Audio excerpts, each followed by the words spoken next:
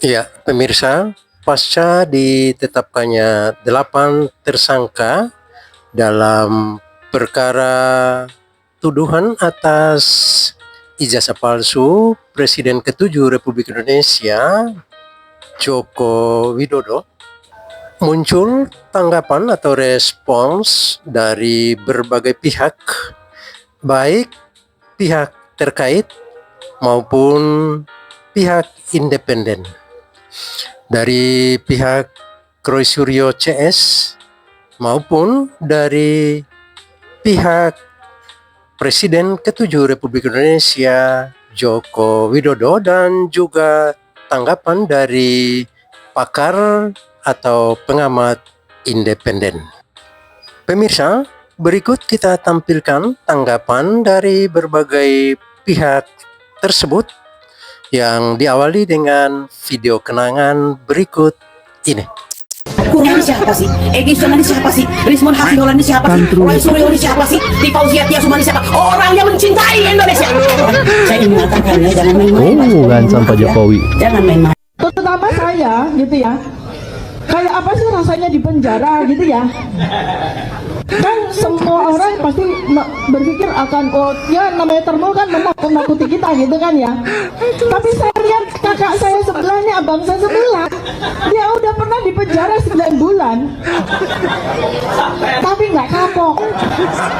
Berarti enak tuh ya, pasti enak itu lah. Makanya Pasti enak katanya. Berarti enak tuh ya, pasti enak itu lah. Makanya saya pengen gitu. Oke, ya. Jadi saya Roy Suryo selaku pemerhati telematika yang memiliki hak hukum dan juga memiliki hak untuk melakukan penelitian atas keterbukaan informasi publik juga.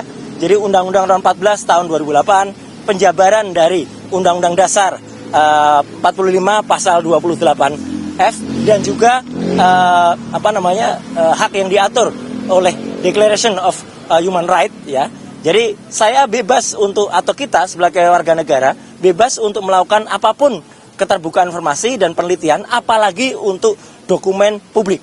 Yang saya teliti adalah dokumen publik, ya. Jadi ini akan menjadi presiden yang sangat buruk, ya. Kalau ada seseorang yang meneliti dokumen publik kemudian ditersangkakan dan kemudian dikriminalisasi, itu yang sangat buruk. Dan yang kedua adalah kami tetap menghormati semua ini. Dan salah satu kuasa hukum saya adalah juga Pak Abdul Ghafur, ya, itu salah satu tergabung dalam tim, ya, tim anti kriminalisasi terhadap kami semua. Dan ada 2 klaster yang saya dengar tadi sudah ditetapkan. Klaster yang pertama terdiri dari 5 orang, klaster yang kedua terdiri dari 3 orang, dan saya perlu mengaturkan selamat juga untuk rekan saya Pak Michael yang terbebas dari klaster itu, ya, gitu. Ya, jadi artinya apa? Saya tetap menghormati penetapan tersebut. Tapi sebaiknya semua masyarakat juga menunggu dengan sabar prosesnya. Karena kalau saya tidak salah dengar tadi, memang tidak ada perintah langsung untuk dilakukan penahanan. Ya, jadi ini clear banget ya, loud and clear. Jadi kalau tiba-tiba ada orang yang aneh-aneh atau orang yang mendesak-desak, itu tentu saja sudah merupakan hal yang justru melanggar hukum. Dan poin yang paling penting apa? Status TSK itu masih harus kita hormati, dan sikap saya apa? Senyum saja. TSK itu adalah salah satu proses, ya. Masih nanti ada status menjadi, misalnya lanjut itu baru menjadi terdakwa, baru lanjut lagi menjadi terpidana. Di Indonesia ada orang dengan status terpidana saja inkrah sudah 6 tahun tuh inkrahnya, ya, Pak. Masih bisa bebas melenggang dan menghina hukum di Indonesia, ya. Jadi artinya adalah tolong aparat hukum juga fair dan adil dalam hal ini. Jadi sekali lagi sikap saya apa? Saya senyum, saya menyerahkan ke kuasa hukum, saya tetap mengajak untuk semua yang ke-7 orang lain, ke-8 orang untuk tetap tegar. Ini adalah perjuangan kita bersama rakyat Indonesia, selaku masyarakat yang bebas untuk melakukan penelitian atas dokumen publik, tidak untuk dikriminalisasi, dan tolong aparat itu juga fair dan adil, karena jangan sampai ada orang yang dengan status terpidana 6 tahun, inisial SM, ya, itu masih bebas dan menghina hukum. Saya kira itu, ya. Clear banget. Langkah hukum selanjutnya mungkin akan langkah hukumnya tunggu peradilan atau bagaimana? Tunggu semuanya, ya, tunggu semuanya. Apalagi saya tentu tidak bisa berbicara sendiri. Kita akan ikuti semua nasihat maaf, apalagi termasuk dari para kuasa hukum yang ada. Saya kira itu ya, teman-teman, waktu kita. Apa? Enggak ada soal ini bukan soal kecewa, bukan soal ini soal ilmiah, tidak kriminalisasi atau tidak adil atau tidak. Itu aja ya. Oke, jadi saya tetap tegar, teman-teman yang lain ya, Bang Resmond Sianipar dan Mbak Tifa, Dr. Tifa yang seklaster dengan saya, kemudian dengan 5 yang klaster lainnya ya, saya harapkan juga tetap tegar. Ini adalah perjuangan kita, perjuangan seluruh bangsa Indonesia, seluruh masyarakat melawan kezaliman dan kriminalisasi ya. Roy Panci, selamat ya, sudah menjadi tersangka sekarang, ya. Jadi jangan selama ini kamu pikir kamu tidak tersentuh hukum, ya. Roy Panci Bukiman Asu ya. Bukiman. Pertama-tama saya ucapkan terima kasih kepada kepolisian dan juga kita semua pendukung Pak Jokowi, tetap kita kawal dengan hati yang bersyukur. Oke. Saya mau komentari 2 hal, ya, atau bisa 3 lah dari pernyataan si Roy Kima ini. Dia bilang sikap saya senyum saja. Hey, Roy Panci, saya nggak usah terlalu kasar lah ya, kasihan kau. Kau bilang senyum, tapi matamu itu tidak bisa menyembunyikan kesedihan, Roy. Iya, berkaca-kaca loh dia. Matamu tidak bisa menyembunyikan. Coba teman-teman simak. Ketakutan, kecapean, kemarahanmu. Kedip-kedip ya? berkaca-kaca. Jadi bersanduara lah, Roy. Kayak ya? nahan nangis dia. Syok mungkin. Yang kedua, yang saya ingatkan kembali sama kalian. Jangan kalian selalu mengaku-ngaku punya hak sebagai peneliti. Ya? Sebab kalian kan sudah pernah ditanya kepolisian waktu diperiksa di Polda Metro Jaya, ya, bahwa kalian bilang kalian ditanya legal standing. Itu tidak sembarangan polisi bertanya itu, ada dasar hukumnya itu, ya. Sebab untuk menjadi peneliti itu memang harus punya legal standing, ya. Jadi nggak sembarangan ngaku-ngaku, Roy. Terus yang ketiga, ya, kau itu jangan menganggap bahwa dokumen pribadi itu menjadi dokumen, ya, keterbukaan publik, Roy, ya. Kau bawa lagi Undang-Undang 14 tahun 2008 itu, ya. Kalau kau bawa undang-undang itu, kau baca pasal 17, ya. Semua netizen silakan buka handphone kalian, ya. Undang-Undang 14 2008 pasal 17, buka sekarang, ya. Di sana, ya, bahwa dalam undang keterbukaan publik itu dokumen pribadi itu tidak termasuk, ya. Ijazah itu adalah dokumen pribadi. Jangan sembarangan bacot Roy, ya. Yang dimaksud dalam undang-undang keterbukaan publik itu adalah seperti, ya, kekayaan pejabat, ya, sumber kekayaannya, ya.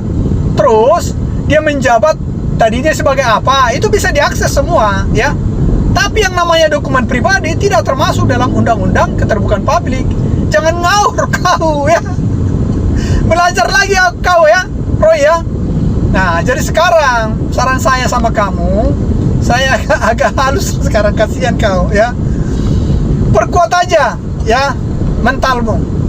Sebab kalau kau bilang masih panjang bla bla bla, saya jamin, saya yakin 1000% kau akan menjadi terpidana, ya. Terpidana. Minimal penjara 6 tahun, ya, itu. Karena ini pasal 310 dan pasal 311. Lumayan loh, ya? 6 tahun. Jadi siapkan mental Roy, ya. Itu si Rismond juga itu.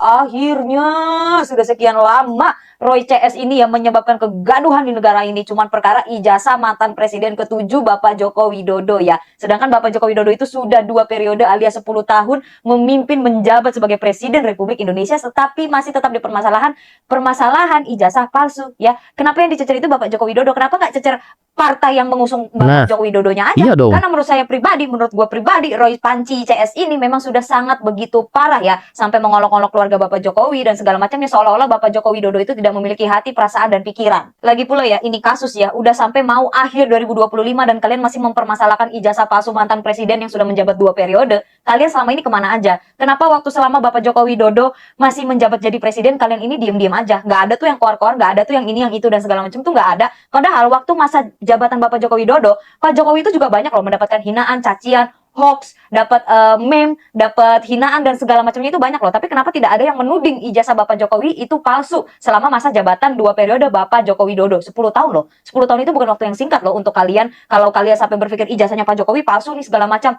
Kenapa Bapak Joko Widodo harus diusiknya setelah masa jabatan beliau selesai? Dan gue masih banyak banget baca di kolom komentar yang bilang tunjukin dulu ijazah Jokowi itu asli, tunjukin dulu bla bla bla. Kalian tuh kemana aja sih? Nontonin berita tuh jangan sepotong-sepotong. Buka TV, buka media sosial, lu cari sendiri. Udah banyak beredar ijazah asli Bapak Joko Widodo. Kalian tuh kemana aja? Banyak juga dari kalian yang bilang maksain banget sih jadi tersangka. Buka mata lo. Pihak universitas sudah membuktikan, sudah klarifikasi bahwa ijazah Bapak Joko Widodo itu asli dan Bapak Joko Widodo itu benar pernah berkuliah di universitas tersebut. Sekarang gue mau tanya, kalian itu siapa bisa menghakimi ijazah palsu Bapak Joko Widodo? Emang polisi itu bisa menilai ijazahnya asli atau palsu? Emang peneliti biasa itu bisa menilai ijazah itu asli atau palsu? Sedangkan pihak kepolisian sudah bilang kalau ijazah Bapak Joko Widodo itu asli, pihak forensik sudah menyatakan ijazah Bapak Joko Widodo itu asli, pihak universitas juga sudah menyatakan ijazah Bapak Joko Widodo itu asli. Kalau kalian mau tahu keaslian SIM, ya kalian harus ke pihak kepolisian. Kalau kalian mau tahu buku nikah itu asli atau tidak, kalian datang ke KUA. Kalau kalian mau memastikan rapor sekolahnya benar atau tidak, kalian datang dan tanya ke sekolahannya. Begitupun tentang ijazah, yang bisa tahu dan mengkonfirmasi ijazah tersebut asli atau palsu hanya pihak universitas. Tapi pihak universitasnya pun sudah menyatakan, sudah mengklarifikasi, sudah press conference kalau ijazah Bapak Joko Widodo itu asli. Lalu kalian mau apa lagi? Menyatakan orang lain binatang itu kan tidak bagus gitu ya. Itu sebabnya saya tidak pernah ikut bicara soal ijazah. Kita sudah tahu lah kesimpulannya. Kalau kita punya rasionalitas sudah tahu. Oh ini kesimpulannya. Saya tidak mau ikut ribut-ribut. Apalagi saya sendiri kan ketua Dewan Pakar Keluarga Alumni DPP Keluarga Alumni Kagama Universitas Gadjah Mada ya. Saya berharap ini segera diakhiri saja, serahkan prosesnya pada hukum, apapun akhirnya tidak usah ribut-ribut lagi menurut saya. Apalagi saya tidak pernah melihat ada sebuah penelitian dilakukan tuh lalu diteriak-teriakkan. Saya baru lihat sekarang ini hasil penelitian ilmiah. Saya baru dengar sekarang nggak ada penelitian tuh lalu dikampanyekan tiap hari dan kita tidak tahu metodologinya kecuali teknologinya yang dijelaskan. Misalnya, kenapa kalau ini penelitian, kenapa hanya ijazah Pak Jokowi? Kok tidak lebih umum bahwa fenomena pemalsuan ijazah di Indonesia itu malah bagus penelitian seperti itu. Tapi kalau satu saja yang diubiak, itu akhirnya kita bosan mendengarnya. Sehingga ya saya minta maaf, saya tidak marah, tidak menyalahkan Roy Suryo dan kawan-kawan. Saya memaklumi yang dilakukan. Tapi kita yang mendengarnya rasanya lelah itu tentang. Ya, pemirsa, akhirnya kasus yang terkait keaslian ijazah Presiden ke-7 Republik Indonesia Bapak Joko Widodo kini memasuki babak baru dengan ditetapkannya tersangka. Assalamualaikum warahmatullahi wabarakatuh. Selamat pagi, salam sejahtera bagi sekalian, Om Swastiastu, Namo Buddhaya, salam kebajikan. Yang saya hormati hadir di sini Pak Wakapolda Metro, Pak Brigjen Dekananto, juga hadir di sini Pak Dirkrimum, Pak Komsiman, serta Pak Kasubdit ya, Pak Akta dan Humas dan Humas, dan juga seluruh rekan-rekan media sekalian yang saya cintai, saya banggakan. Mungkin langsung saja. Perlu saya sampaikan di sini bahwa Polda Metro Jaya telah menetapkan 8 orang tersangka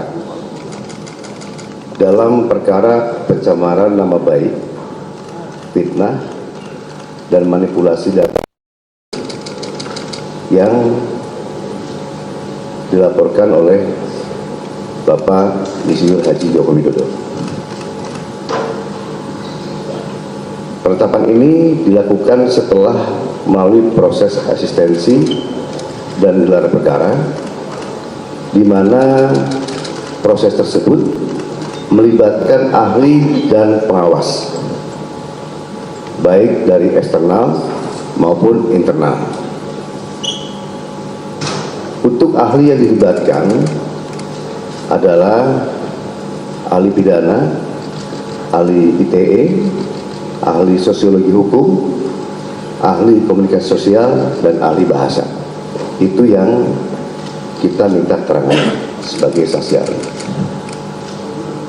Selanjutnya perlu kami sampaikan bahwa gelar perkara penetapan tersangka yang dilaksanakan di Direktorat Reserse Kriminal Umum juga melibatkan dari eksternal, ya, dari Wasda, dari Wasidik, ya, Propam, dan juga Bikum, dengan dukungan hasil pendidikan yang komprehensif, ilmiah, dan pemeriksaan berbagai ahli dari bidangnya masing-masing. Berdasarkan hasil penyidikan, kami menetapkan 8 orang sebagai tersangka yang kami bagi dalam 2 klaster. Antara lain 5 tersangka dari klaster pertama yang terdiri atas nama ES, KTR, MRF, RE, dan DHL. Untuk tersangka dari klaster ini dikenakan pasal 310 dan atau pasal 311 dan atau pasal 160 KUHP dan atau pasal 27A junto pasal 45 ayat 4 dan atau pasal 28 ayat 2 junto pasal 45A ayat 2 Undang-Undang ITE. Untuk klaster kedua, ada 3 orang yang akan ditetapkan sebagai tersangka, antara lain atas nama RS, RHS, dan TT.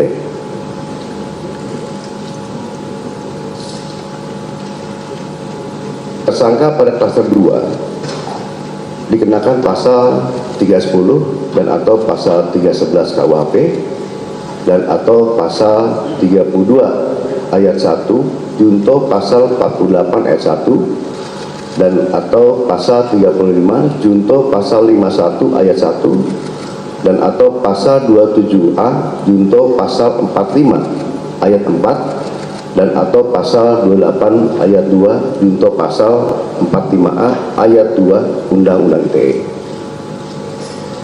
Rekan-rekan media yang saya banggakan, dalam prosesnya penyidik telah memeriksa 130 saksi dan 22 ahli dari berbagai bidang yang terdiri dari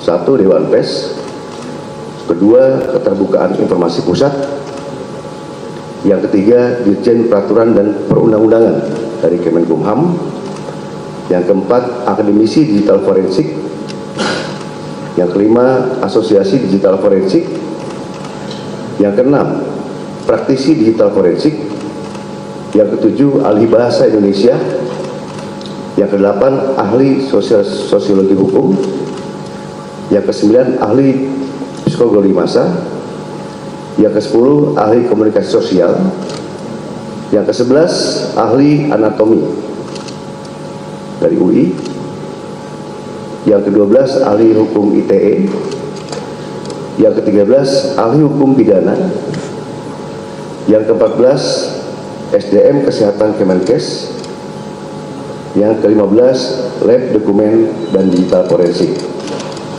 Selain itu, penyidik juga telah menyita 723 item barang bukti termasuk dokumen asli dari Universitas Gadjah Mada yang menegaskan bahwa ijazah Insinyur Joko Widodo adalah asli dan sah. Hal tersebut juga diperkuat oleh hasil pemeriksaan dari Puslapor Polri dalam aspek analog dan digital. Berdasarkan temuan tersebut, penyidik menyimpulkan bahwa para tersangka telah menyebarkan tuduhan palsu dan melakukan edit serta manipulasi digital terhadap dokumen ijazah dengan metode analisis yang tidak ilmiah dan menyesalkan publik. Selanjutnya, penyidik akan berkoordinasi dengan Kejaksaan Tinggi DKI Jakarta untuk proses hukum lebih lanjut.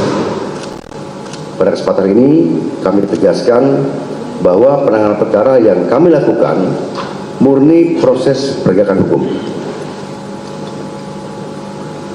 Kemudian seluruh tahapan juga dilakukan secara profesional, proporsional, transparan, dan akuntabel. Oleh karena itu, kami menghimbau kepada masyarakat untuk bijak dalam menggunakan media sosial.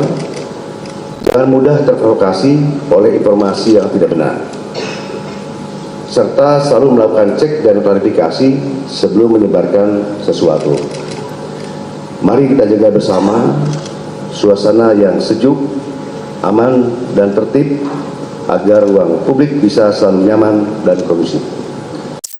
Pemirsa, demikian siaran pers atau penjelasan pihak berwajib. Dalam hal ini, Kepolisian Polda Metro Jaya terkait tuduhan keaslian ijazah Presiden ke-7 Republik Indonesia Bapak Joko Widodo yang selama ini marak di berbagai media menjadi perbincangan hangat yang memakan waktu dan energi bagi masyarakat. Tentu dengan adanya pengumuman atau siaran pers penetapan tersangka ini menandai babak baru perkara yang terkait dengan tuduhan keaslian ijazah ini. Kita berharap persoalan ini segera semuanya menjadi jelas dan tidak lagi menjadi isu liar yang seakan tidak berkesudahan. Berikut tanggapan dari Hosinuddin, kuasa hukum Roy CS dengan gaya khasnya. Ya. Maksudnya gimana, Pak? Ya, bismillahirrahmanirrahim. Jadi saya justru menegaskan bahwa saya tidak menghormati ya penetapan status tersangka yang dilakukan oleh penyidik Polda Metro Jaya. Kenapa demikian? Karena Polda juga tidak menghormati asas dan prosedur dalam proses penetapan tersangka. Ada dua hal yang saya kritisi. Yang pertama terkait prosedur atau prosesnya, yang kedua terkait substansinya. Terkait prosedurnya harusnya kan dua pihak ini harus didudukkan secara seimbang, diberi kesempatan yang sama untuk menghadirkan bukti-bukti termasuk saksi, sehingga kesimpulan dari gelar perkara tadi bersifat objektif. Namun tidak demikian. Di dalam KUHP itu diatur ada saksi acas, ada saksi ada charge. Kami sudah mengajukan saksi dan ahli yang bisa meringankan klien kami, dan itu sudah disetujui oleh penyidik. Hanya satu saksi yang meringankan yang diperiksa, yakni saat itu Mas Lukas Luarso. Kemudian Pak Bambang sama satu lagi Pak Andi gak diperiksa, dan ada ahli yang kami hadirkan, terutama ahli bahasa. Bahkan ahli bahasa yang ingin kami hadirkan adalah ahli linguistik forensik, satu-satunya di Indonesia itu. Kemudian ada dua ahli pidana kami mau hadirkan. Kemudian AMI juga mau menghadirkan ahli ITE, karena konteksnya kan berkaitan dengan pidana dan undang-undang ITE, termasuk aspek kebahasaan tentang ujaran-ujaran yang dianggap sebagai bagian dari fitnah atau pencemaran. Namun sampai hari ini alih-alih kami dipanggil untuk menghadirkan apa yang menjadi hak klien kami dalam proses dan prosedur beracara di penyidikan, tapi secara sepihak justru diumumkan terjadi tersangka. Yang kedua, terkait substansi daripada proses ini juga bermasalah dari sisi apa? Dari sisi ini kan masalahnya ijazah. Sampai hari ini masyarakat kita, klien kami itu tidak pernah melihat substansi ijazahnya itu barangnya seperti apa gitu loh. Rizal Fadilah dan juga Rismon Syanipar itu awalnya sempat mempertanyakan, karena konon ijazah asli itu kan disita di penyidik.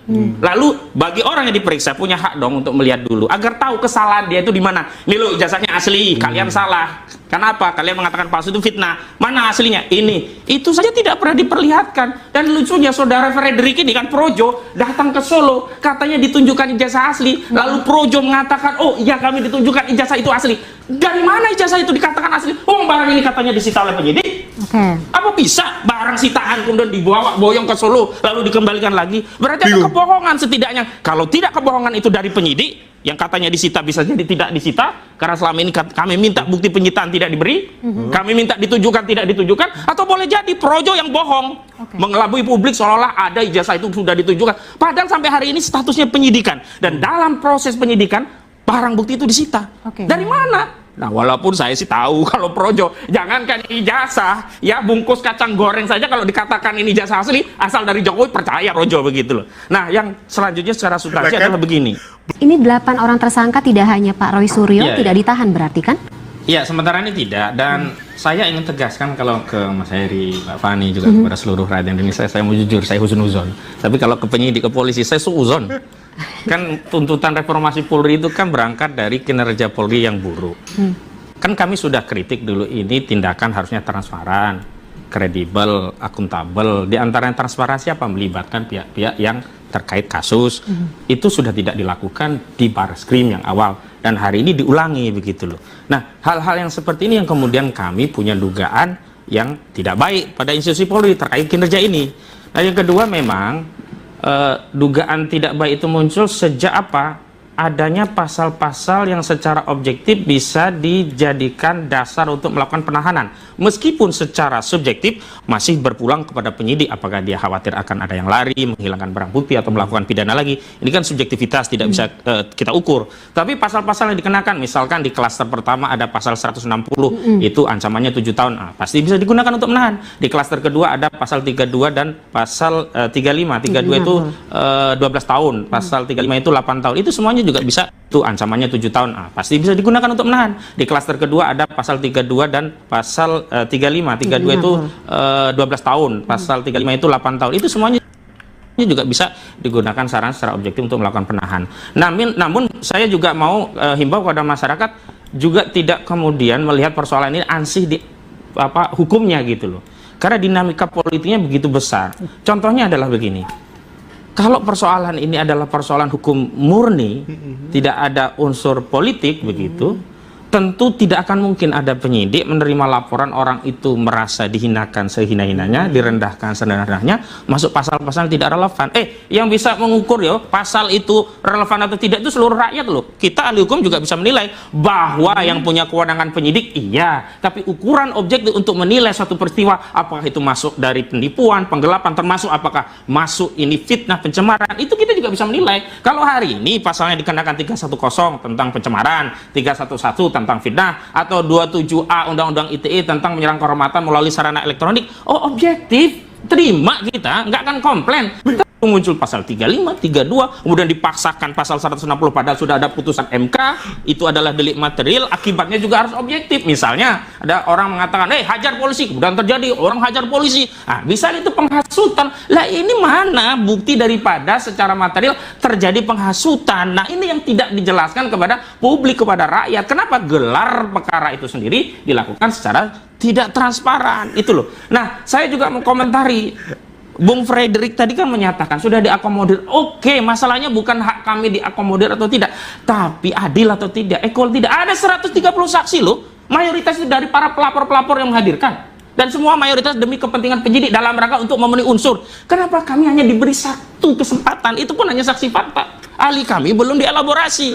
Nah bolehlah nanti diikutkan, kan itu hak saksi, ada cat ya, nanti diikutkan setelah penetapan tersangka. Lah kalau sudah penetapan tersangka apa fungsinya? Lebih baik nanti kami simpan di pengadilan. Toh barang itu juga akan tetap jadi tersangka, kecuali sebelum ada gelar perkara kami dilibatkan, silahkan nilai secara objektif, versi ahli kami begini, versi ahli dari pelapor begini, penyidik di tengah, ya paling tidak kan hari ini ya penyidik itu sudah menjadi hakim di tingkat penyidikan. Sebab apa? Yang punya kewenangan untuk menetapkan orang jadi tersangka atau tidak penyidik, bahkan yang punya kewenangan untuk menetapkan orang di penjara atau tidak di tingkat penyidikan penyidik. Karena itu janganlah penyidik ini membebani hakim. Maksudnya apa? Hanya kasus itu sebenarnya tidak masuk delik, tidak masuk unsur, tapi dipaksa. Nanti urusan di pengadilan. Akhirnya apa? Hakim-hakim ini terima barang busuk. Terpaksa apa? Ya terpaksalah divonis. Kadang-kadang vonisnya hanya untuk mengkompensasi masa tahanan. Contoh Edi Mulyadi, vonis berapa? 7 bulan. Untuk apa mengkompensasi? Udah ditahan 7 bulan. Kan nggak mungkin divonis bebas. Kenapa kalau vonis bebas? Nah 7 bulan ini apa landasannya? Oke, jadi Pak Ahmad juga mengkhawatirkan ini akan seperti kasus-kasus yang bukan mengkhawatirkan, potensi itu ada dan banyak sudah terjadi. Makanya saya sih tadinya berharap ya kasus itu terjadi di era Jokowi saat menjadi presiden. Ternyata di era Prabowo Subianto kok ini terjadi lagi. Makanya kami harapkan kemarin, mudah-mudahan deh, kalaupun kemarin ada persoalan tentang KUS, Pak Prabowo ambil alih tanggung jawab itu, paling tidak aktivis tidak dikriminalisasi, paling tidak kami tetap bisa Bang Bos susah banget bersuara. Ternyata Kemarin kasus rame-rame, tiba-tiba klien kami jadi tersangka. Ini kita negara kita mau jadi apa gitu. Oke, menjadi presiden tersendiri bagi proses hukum yang sedang. Iya, kami kira legacy tentang kriminalisasi terhadap akademisi dan aktivis itu hanya menjadi warisan sejarah Jokowi. Oh, kok ternyata ini berpotensi menjadi legacy Prabowo. Makanya ini resiko yang harus diambil untuk kemudian membuktikan ijazah ini asli atau palsu. Ya. Pemirsa, berikut kita ikuti tanggapan dari kuasa hukum kedua belah pihak, baik dari kuasa hukum Roy Suryo CS maupun dari kuasa hukum Bapak Joko Widodo. Betul. Jadi dengan proses ini ya, bahkan semangat yang ada di dalam teman-teman ini ya, terutama Mas Roy, Rismon Syanipar, Dr. Tifa, semangat mereka itu ya kalau ini berjalan terus sampai ke pengadilan, justru di situ tempatnya untuk ijazah asli ini bisa diperlihatkan. Oke. Gitu. Oke, Bang Rifai, menanggapi ini apakah tujuan dari tim hukum Anda sudah sampai atau seperti apa? Ya, saya sepakat seperti yang disampaikan Bang Petrus ya. Bahwa sebenarnya kalau bagi kami praktisi sebenarnya penetapan tersangka ini bukan sesuatu yang penting gitu ya. Justru kalau kami sih lebih kepada dua momentum kalau kami sebagai lawyer yang mengawal. Pertama, pada saat naiknya dari penyelidikan menjadi penyidikan, justru di situ sebenarnya sudah terbukti bahwa ini yang dilaporkan Pak Jokowi benar adanya. Kedua, bahwa Pak Jokowi betul korban fitnah dan betul ada pencemaran. Jadi di situ. Nah, dalam proses penyidikan memang tadi benar ada dua tugas penyidik, mencari siapa tersangka, kedua mengumpulkan alat bukti. Nah, momentum berikutnya yang buat kami menjadi perhatian adalah penerimaan berkas oleh jaksa. Sementara kalau soal tersangka buat kami sih itu sesuatu yang biasa ya. Apalagi kalau Pak Jokowi sih kembali lagi dari awal concern dia bukan siapa tersangka, berapa jumlah tersangka, tapi lebih kepada apakah asal ijazahnya bisa diuji di pengadilan secara terbuka dan diikuti oleh publik. Lalu kedua bahwa nama baiknya bisa dipulihkan. Berarti timnya kuasa hukumnya dari Pak Jokowi sendiri mengaku juga artinya sama dengan tim dari kuasa hukumnya Pak Roy Suryo CS. Tidak kaget bahwa penetapan tersangka ini juga sudah diperhitungkan, sudah diprediksi. Mekanisme yang harus berjalan sebagaimana mestinya sesuai amanah undang-undang. Jadi memang tahapan ini harus terjadi. Jadi santai aja begitu. Betul. Kalau kami justru lebih yang tadi pada saat naiknya dari penyelidikan ke penyidikan justru gitu ya. Dan nanti pada saat diterima berkas oleh jaksa penuntut umum. Apakah juga ini juga momen yang ditunggu-tunggu oleh tim dari Pak Jokowi untuk kemudian ini momentum yang untuk membuktikan bahwa ijazah ini asli? Kalau kami justru kalau soal asli, kalau buat kami sudah clear ya. Justru bukan di sini. Pada saat di Barreskrim, laporan pertama kali dilaporkan oleh Egy Sujana dan kawan-kawan, lalu dihentikan penyelidikannya, maka buat kami itu di situ sudah selesai. Pemirsa, selanjutnya kita ikuti perdebatan sengit antara Roy Suryo dengan pendukung Jokowi dan juga pandangan dari pakar hukum Profesor Hipno. 310 itu sebagai pencemaran nama baik. Pencemaran baik itu bersifat subjektif terhadap pengadu, yaitu Pak Jokowi, terhadap ucapan-ucapan, tindakan-tindakan yang merasa diri Pak Jokowi menjadi tercemar. Itu yang potensi kayaknya agak sulit untuk terbantahkan. Yang agak menarik adalah yang 311. 311 ini adalah sebagai fitnah, tuduhan bahwa apa yang dilakukan itu adalah fitnah palsu. Nah, oleh karena itu sebagai cara yang terbaik 311 ini tidak hanya pencemaran tapi juga bagaimana membuktikan kepalsuan tadi. Walaupun di sini besok itu bukan tentang delik pemalsuan, tapi karena 311 itu adalah sebagai fitnah yang terkait dengan dugaan tindak pidana pemalsuan, itu harus dibuktikan. Oleh karena itu mau tidak mau yang menarik besok dalam suatu peradilan ini, mau tidak mau dalam 311 ini selain pencemaran baik adalah tentang pembuktian kepalsuan tentang ijazah dugaan tadi. Ini yang menarik. Jadi kalau biasa kasus-kasus biasa kan terkait dengan pemalsuan 362. Ini enggak 311 tapi diikuti dengan suatu pembuktian delik pemalsuan tadi. Jadi di sini yang menarik. Jadi di sini Prof yang akan menarik adalah justru terjadi perang dalam sidang ini ya, saling membuktikan. Iya, ini kan 311 itu fitnah tentang dugaan yang dinyatakan tidak benar. tentang kepalsuan. Nah, kepalsuannya di mana? Kan itu nih. Karena ini suatu yang jadi merupakan satu kesatuan itu. Jadi bukan pencemaran Pak, tapi fitnah yang menyangkut tindak pidana jagung palsu. Lah, palsunya di mana? Ini ya saya kira menarik. Jadi suatu bentuk penyelesaian secara efektif, efisien di dalam pengungkapan suatu perkara. Sehingga kemarin tentang pembuktian-pembuktian yang dilakukan oleh Polda itu sudah bagus. Lah sekarang tinggal dalam suatu persidangan tentang pembuktiannya. Karena ini bukan delik pemalsuan tapi delik tentang fitnah menyebabkan kepalsuan dari fitnah yang bersangkutan. Ini yang menarik. Kalau yang terkait IT, saya kira IT itu hanya sebagai alat. Kalau tudingan fitnah itu siapa yang harus membuktikan terlebih dahulu, Prof? Ya, di sini nanti dua-duanya. Pak Jokowi membuktikan, Pak Roy membuktikan sama-sama. Jadi asli atau tidak? Berarti artinya ijazah asli itu memang harus diperlihatkan di dalam sidang nanti? Kalau menurut diksi 311 adalah kepalsuan, tuduhan kepalsuan. Itulah yang harus dibuktikan.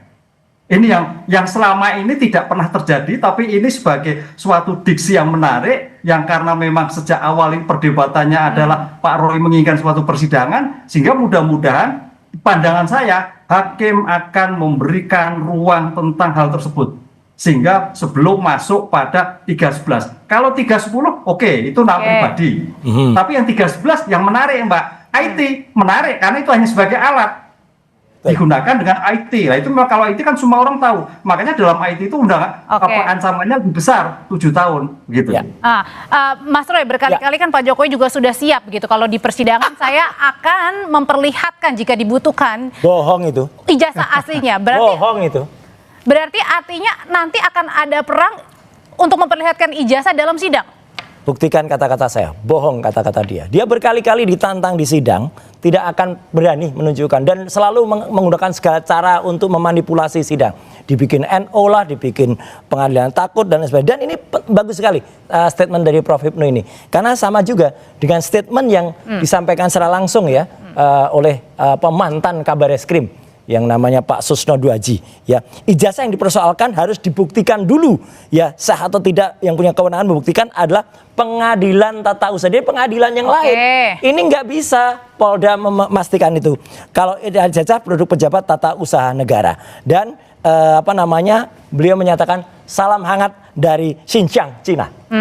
Barusan beliau WA ke saya. Jadi artinya terima kasih Pak Susno, terima kasih juga Pak Ugro.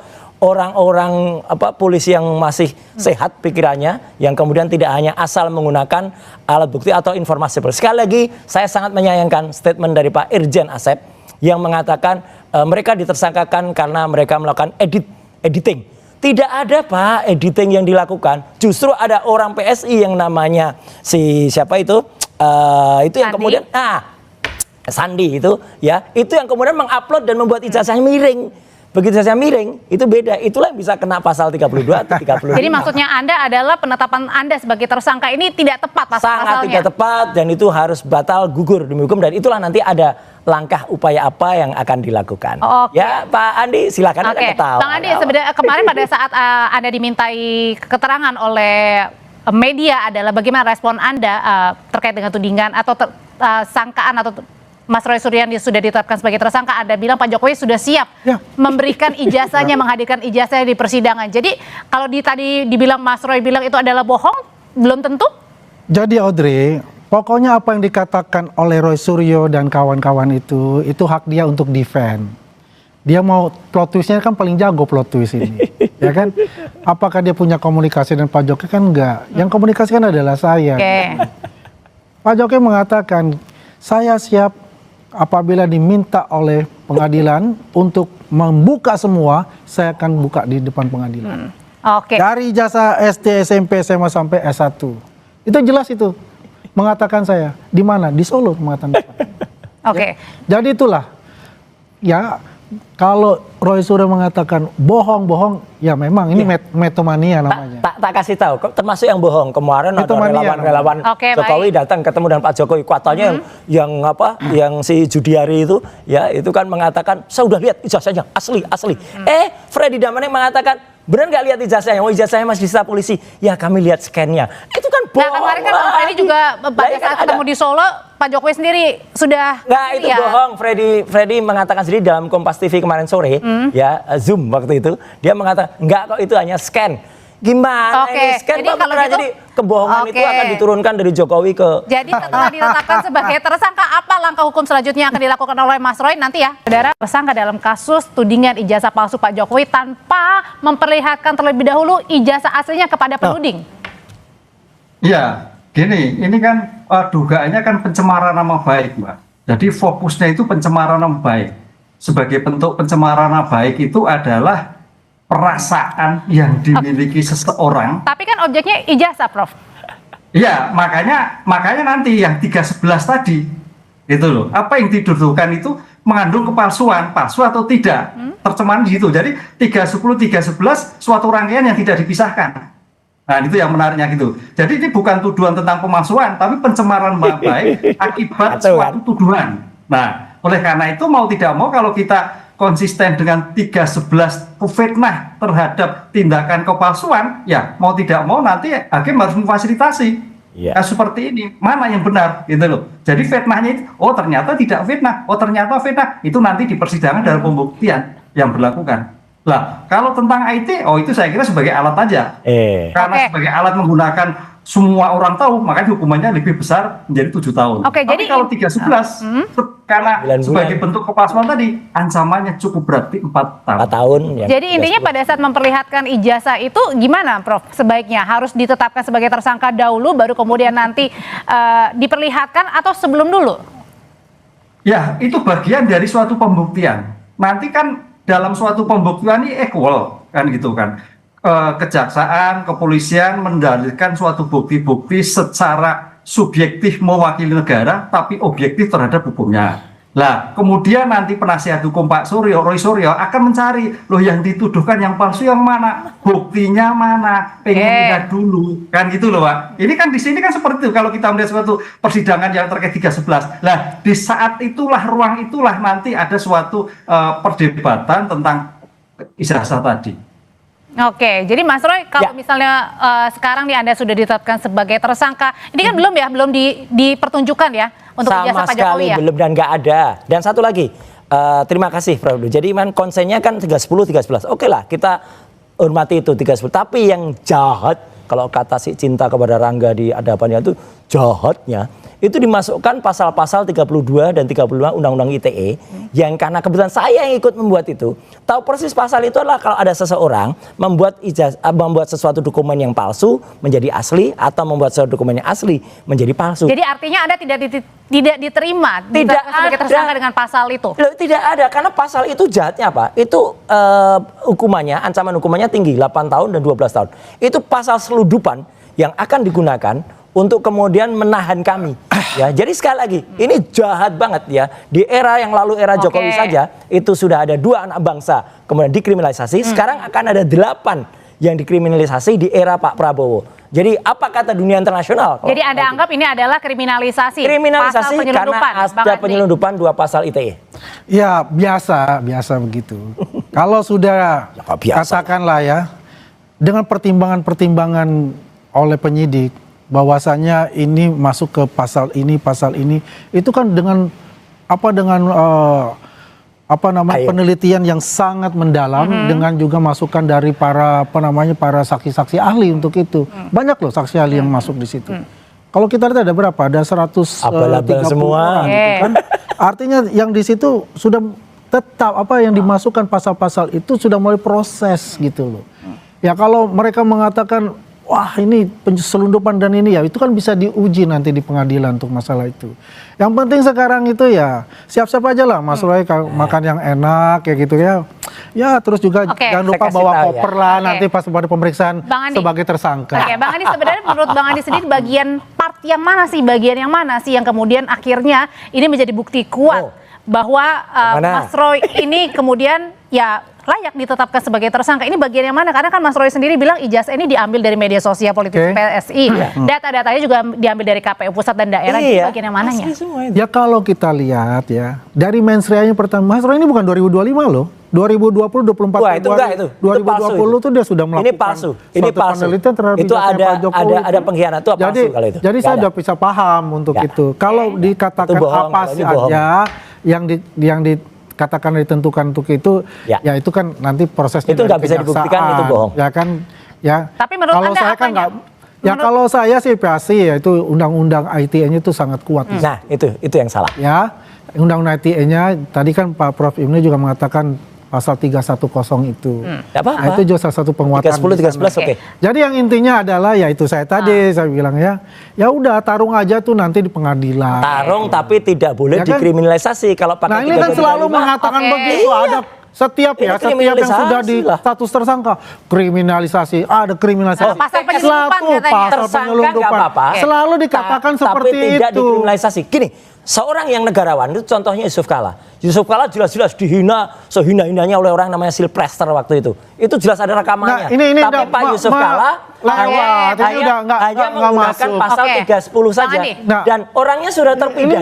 Ini udah dua dari Terpidana, konteks ini jelas ya. itu udah Itu inkrah. dua dari konteks. Itu enggak konteks, itu contoh Di luar dari negarawan konteks ya. dan pengecut Jadi yang kayak kita Jokowi. fokusnya ini Negarawan dia adalah sudah Yusuf Kala. tersangka Mas Roy. Jelas. Ya, Dan kapan akan bagaimana? ditahan? Nah, Nah, itu jadi tahu, begini, itu yang ngaco itu. tersangka nanti kan ada lagi surat untuk diperiksa sebagai tersangka. Disitulah penyidik bisa menentukan apakah pasal yang mana yang mau dipakai dan pasal berlapis apa yang dipakai gitu kan. Negarawan Saya atau yakin tidak ya. tergantung pelapornya. Mungkin ini Ntar, Mas Roy. ini keyakinan saya. Keyakinannya apa? Ya itu jangan lupa bawa koper nanti jadi nggak Oh bisa iya. Oke, keluar. jadi menurut Anda adalah Nanti pemeriksaan bisa Pak pertama Andi langsung Aswan ditahan? atau masuk koper mana? Oke, kalau Prof Ibnu sendiri ini kan salah satunya adalah undang-undang pasal yang dikenakan adalah terkait dengan undang-undang ITE, ancamannya di atas 5 tahun penjara. Menurut Anda apakah dalam pemeriksaan pertama langsung ditahan atau sekarang ditahan sebelum pemeriksaan? Ya, penahanan itu adalah tidak wajib ya. Karena kalau kita lihat dalam suatu penahanan itu harus ada syarat objektif. Bukannya di syarat atas 5 subjektif. tahun ini salah satunya? Betul. Pengenaan pasal. Syarat objektif terhadap semua tindak pidana yang diancam 5 tahun penyidik, penuntut umum, hakim dapat. Dapat. Kalimatnya dapat. Dapat. Jadi bisa ya, bisa saja. Syarat objektif. Syarat subjektif adalah adanya kekhawatiran melarikan diri, menghilangkan barang bukti dan sebagainya. Nah, pertanyaannya, Polda khawatir atau tidak? Polda sudah cukup atau tidak? Lah, ini yang terjadi di dalam suatu upaya paksa penahanan. Jadi upaya penahanan itu subjektivitas. Berarti tentang opsional ya, Polda. Prof ya?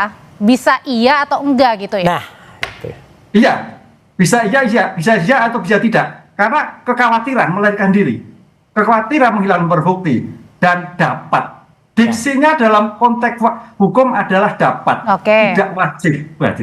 Jadi tergantung pada Polda Metro dilakukan upaya paksa atau tidak. Dengerin tuh kata Opsional, termohon. Bang Tapi Andi, gini boleh iya, loh, boleh enggak. Mas Roy itu kan ada visa Australia 3 tahun. Lah, sama visa Amerika jadi juga ada. maksudnya Iya kan? dikhawatirkan? Gimana? Oh ya Visa- bisa saja ntar dia Visa saya Australia berangkat, ada. saya ke Mau Australia lihat visa Schengen gitu. juga ada, Ya kan? nggak ada masalah. Oh, iya. Mas Roy nggak akan Jadi gini kemana-mana lah. kan? Ngapain Nggak kemana-mana? kemana-mana. Saya kemana-mana kemarin itu ke Australia katanya, itu melarikan diri. Enggak, saya pulang membawa bukti. Itu yang dikhawatirkan karena bukti bahwa Gibran adalah tidak sekolah. Saya SMA. sudah Oke, kita lihat kembali ke saya topik sudah lagi. lihat Iya. sertifikat yang Mana dibawa. ngomong-ngomong? Mana Itu ini bohong lagi? sertifikat Inggris. Ini bohong lagi nih. Jadi Eh, intinya ya, ini bohong kalau lagi saya nih. Pak Hipnu Aduh, itu mungkin ya, bohong lah. persepsi Pak Hipnu ya. Iya, iya, iya. Selama ini kalau kita ketahui, yang di atas 5 tahun itu selalu ditahan.